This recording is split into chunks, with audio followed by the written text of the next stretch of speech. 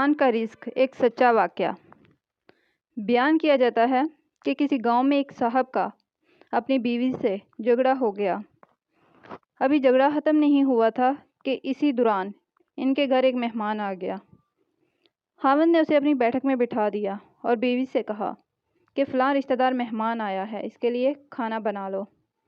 وہ غصے میں تھی، کہنے لگی، نہ تمہارے لیے کھانا ہے نہ تمہارے مہمان کے لیے۔ وہ بہت پریشان ہوا کہ لڑائی تو ہماری اپنی ہے، اگر رشتہ دار کو اس بات کا پتہ چل گیا تو خواہ مخواہ خاندان میں بات ہوگی اور خواری الگ سے ہوگی۔ لہذا خاموشی سے آ کر مہمان کے پاس چپ چاپ بیٹھ گیا۔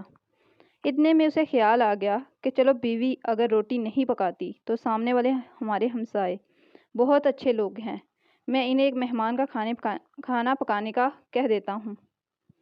چنانچہ وہ ان کے پاس گیا اور کہنے لگا کہ بیوی کی طبیعت آج کچھ خراب ہے، لہٰذا آپ ہمارے مہمان کے لیے کھانے کا انتظام کر دیں گے؟ انہوں نے کہا ٹھیک ہے۔ وہ مطمئن ہو کر مہمان کے پاس آ کر بیٹھ گیا کہ مہمان کو کم از کم کھانا تو مل جائے گا، جس سے میری عزت بھی بچ جائے گی۔ تھوڑی دیر کے بعد مہمان نے کہا کہ ذرا ٹھنڈا پانی تو لا دیجیے۔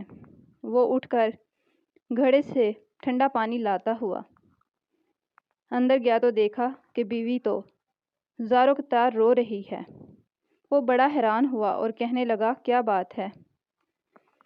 اس نے پہلے سے بھی زیادہ رونا شروع کر دیا۔ کہنے لگی بس مجھے معاف کر دیں۔ اس کے خاوند نے کہا کہ بتاؤ تو صحیح، آخر تمہارے رونے کی وجہ کیا ہے؟ تم ایسے کیوں رو رہی ہو؟ بیوی نے کہا پہلے مجھے معاف کر دیں، پھر میں آپ کو اپنی بات سناؤں گی۔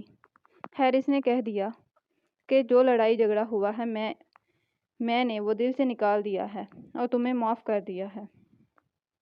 پھر وہ کہنے لگی کہ جب آپ نے آ کر مہمان کے بارے میں بتایا اور میں نے کہہ دیا کہ نہ تمہارے لیے کچھ پکے گا اور نہ ہی تمہارے مہمان کے لیے کچھ پکے گا تو آپ چلے گئے، مگر میں نے دل میں سوچا کہ لڑائی تو میری اور آپ کی ہے، یہ مہمان رشتہ دار ہے، ہمیں اس کے سامنے اپنے جھگڑے کی پول نہیں کھولنا چاہیے۔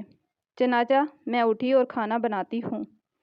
جب میں باورچی خانے میں گئی تو میں نے دیکھا کہ جس بوری میں ہمارا آٹا پڑا ہوا ہوتا ہے، ایک سفید لباس شخص اس بوری میں سے آٹا نکال رہے ہیں۔